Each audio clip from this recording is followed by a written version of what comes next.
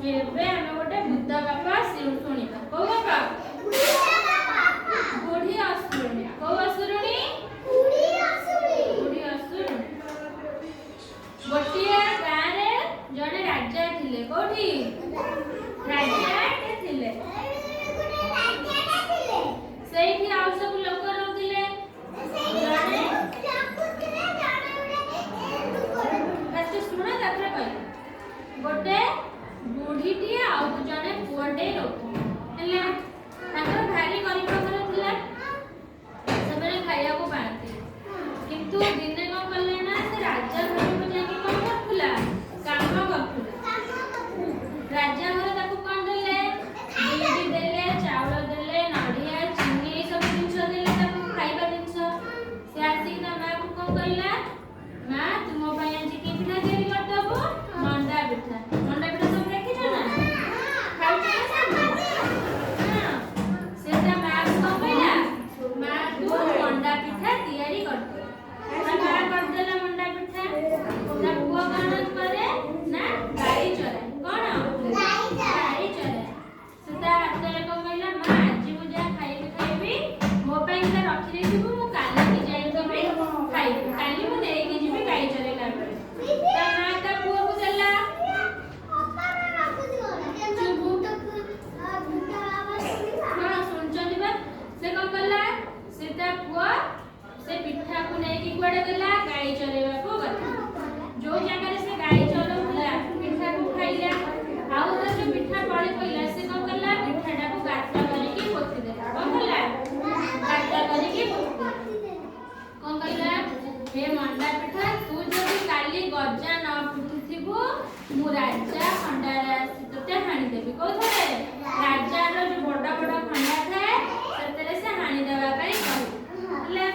ତାପରେ ସେ କଣ କଲା? କାଲି ସକାଳକୁ ପୁଣି ଗଲା। ସେ ମଣ୍ଡା ପିଠାଟା ଟିକେ ଗଜା ଫୁଟିଥିଲା ହେଲା। ତାପରେ ପୁଣି କଣ କହିଲା? ଏ ଗଛ ତୁ ଯଦି କାଲି ବଡ ନ ହବୁ ତତେ ରାଜା ଖଣ୍ଡାରେ ହାଣିଦେବି। ସେଇ କଥା ମାନେ ସେ ସେମ୍ କଥା କହିଲା। ସେ କଣ କଲା? ପୁଣି ପରଦିନ ସକାଳେ ଗଲା। ସେ ଗଛଟା ଏଡ଼ିକିଟେ ହେଇଗଲା। ବଡ ହେଇଗଲା। ପୁଣି କଣ କହିଲା? ତୁ ଯଦି କାଲି ଫୁଲ ନ ହେଇଥିବୁ ତତେ ଆସିକି ରାଜା ଖଣ୍ଡାରେ ହାଣିଦେବି। ସେ ମଣ୍ଡା ପିଠା ଗଛ କଣ ହେଲା? ଫୁଲ ବି ଫୁଟିଲା। ତାପରେ ପୁଣି ସକାଳେ ଗଲା। ପୁଣି କହିଲା ତୁ ଆଉଥରେ ଫଳ ହେଇଥିବୁ। କଣ ହେଇଥିବୁ? ଫଳ ହେଇଥିବୁ। ସେ ପୁଣି ସକାଳକୁ ଗଲା। ସେ ଗଛରେ ଫଳ ବି ହେଇଥିଲା। ତାପରେ କଣ କଲା? ସେ କିଛି ଫଳ ଖାଇଲା ହେଲା। ଗାଈ ଚରିଲା, କିଛି ଫଳ ଖାଇଲା। ଫଳ ଖାଇଲା ପରେ କଣ କଲା? ସେ ଗଛ ମୂଳେ ଶୋଇପଡ଼ିଲା। ତା ପରଦିନ ସକାଳକୁ ଗଲା। ସେ ଗଛ ଉପରେ ପୁରା ଯାଇକି ବସିକି ଫଳ ଖାଉଥାଏ, ମଣ୍ଡା ପିଠା ଖାଉଥାଏ। ଗୋଟେ ବୁଢ଼ୀ ରାକ୍ଷସୁଣୀଟେ ଆସିଲା। କହିଲା ହେ ପୁଅ ମତେ ଦିଟା ମଣ୍ଡା ପିଠା ଦେ, ମୋ ଆଖିକି ଦୁଶୁନି, କାନକୁ ଶୁଭୁନି, ଏଇସବୁ ମିଛ କଥା କହିଲା। ସେ ତାପରେ କଣ କଲା ନା କହିଲା କି ସେ ପୁଅ ଏତେ ଚାଲାକି କହିଲା ତଳେ ଯୋଉ ଜିନିଷ ଗୁଡା ପଡିଛି ଖାଉନି, ଫଳ ବା ତଳେ ପଡିଛି ନା ଫଳ ତଳେ ପଡିଛି ତାକୁ କାମୁଡି ଦେଇଥିବ କି ଖଣ୍ଡିଆ କରିଦେଇଥିବ ମୁଁ ଖାଇବି, ମତେ ଦିଟା ତୋଳିକି ଦେ। ସେ କଣ କଲା? ମଣ୍ଡା ପିଠା ତାକୁ ତୋଳିକି ଦେଲା। ତା ହାତକୁ ଯେମିତି ସେମିତି ତୋଳିକି ଦେଉଛି ତା ହାତକୁ ଏମିତି କଣ କଲା? ଅସୁରଟା ଟାଣିକି ନେଇକି ତାର ଗୋଟେ ମୁଣି ଭିତରେ ପୁରେଇଦେଲା। କୋଉଥିରେ? ମୁଣି ଭିତରେ ପୁରେଇଦେଲା। ତାପରେ ତାକୁ ବାନ୍ଧିକି ନା କାନ୍ଧ କରିକି ନାଉ କରିକି ନେଇଗଲା। ନେଇଗଲା ପରେ କିଛି ବାଟ ଗଲା ପରେ ସେ କଣ କହିଲା?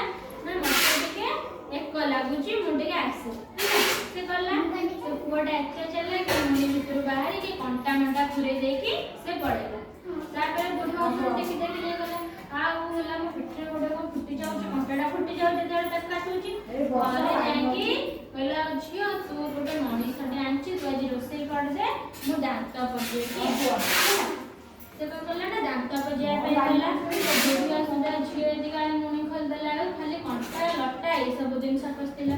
ବୁଢ଼ୀର ଶ୍ୱଶୁର କହିଲା ଏତେ ଚାଲାକ, ଏତେ ମାନେ ଚକମାଚୁର ଦେଇକି ପଳେଇଲା, ମୁଁ କାଲିକୁ ଛାଡ଼ିବି। କଣ କରିବନି? କାଲି ତାକୁ ମୁଁ ଛାଡ଼ିବି। ପୁଣି କଣ କଲା? ତା ପରଦିନ ସେଇ ସେମ୍ କଥା କହିକି ତା ମୁଣ୍ଡରେ ପୁରେଇ ଦେଲା। ସିଏ କଣ କଲା ନା ଏତେ ଚାଲାକି ତା ଘରକୁ ଆସିକି କଣ କଲା? ତା ଝିଅକୁ ମାରିଦେଲା, ତାର ଗୋଟେ ବିଲେଇକୁ ମାରିଦେଲା। ତା ଝିଅ ରୂପ ନେଲା। କହିଲା ମା ତୁ ଯା ଦାନ୍ତ ପଜେଇକି ଆସିବୁ, ମୁଁ ତୋ ପାଇଁ କଣ କରିଥିବି ନା ରୋଷେଇ କରିକି ରଖିବି। ସେ ଦାନ୍ତ ଥିଲା ବୁଢ଼ୀ ଅସୁରୁଣୀ ତା ଝିଅର ମାଂସକୁ ସେ କ'ଣ କରିଥିଲା ନା ରୋଷେଇ କରିକି ଦେଇଥିଲା। ତାପରେ ବିଲେଇ ଯାଇକି କହିଲା ଛି ଛି ଝିଅ ମାଂସ ଖାଉଛୁ, କ'ଣ କହିଲା ଛି ଛି ତୁ ଝିଅ ମାଂସ ଖାଉଛୁ। ସେ